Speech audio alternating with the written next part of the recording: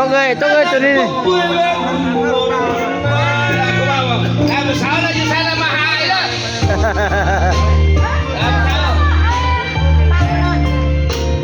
Sao mà hại?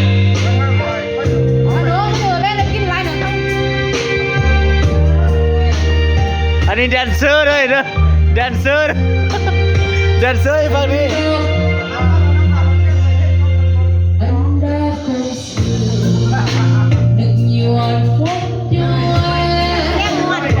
Muôn.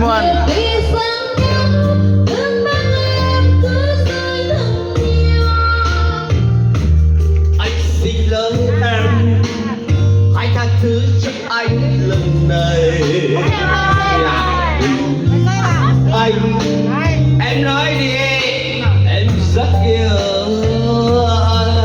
Anh ấy của sao không như em đã ước mơ.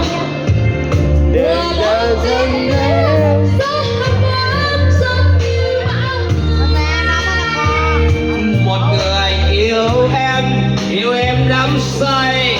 Một người yêu em mỗi khi mà giờ đây nước mắt anh đã